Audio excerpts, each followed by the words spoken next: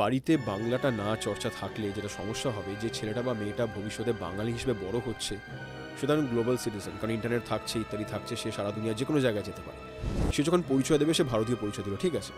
তারপর বাঙালি, ও from the land of Rabindranath Tagore, from the land of Vivekananda. কিন্তু আমি বাংলা কিছু জানি না, আমি জানি না বিবেকানন্দ ঠিক কী কাজ করেছিলেন, বা ইংরেজিতে পড়েছি, আমি রবীন্দ্রনাথ বাংলায় পড়িনি। আমার সেই আত্মীকরণটা বা ভিতরে নেওয়ার ব্যাপারটা ঘটেনি, ফলে আমি রবীন্দ্রনাথকে চিনিনি সেই রকমভাবে, যেভাবে সারা দুনিয়া চিনবে একজন বাঙালির মাধ্যমে।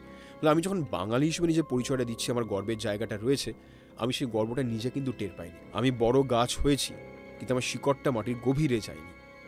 আমার শিকড়, বাঙালিয়ানার শিকড়, আমার বাঙালি হওয়ার শিকড় যদি মাটির গভীরে, আমার সংস্কৃতির গভীরে না যায়, যে মাটিটা তৈরি হয়েছে গত 200 বছরে বা তারও বেশি বছরের নবজাগরণ ইত্যাদির ফলে, আমার গাছটা কি আদৌ, মানে বাঙালি হিসেবে আমার গাছটা কি আদৌ শক্তপোক্ত মাটিতে দাঁড়িয়ে আছে? সংস্কৃতির একটা ঝড় আসবে সারা দুনিয়ার, আমি উল্টে পড়ে যাব। তাই হচ্ছে হিন্দি বা অন্যান্য ভাষার সংস্কৃতির ঝড় আসছে, উপড়ে ফেলে দিচ্ছে, কারণ আমার বাঙালিয়ানা শিকড়টা বেশি গভীরে না, মানে যেতে পারেনি।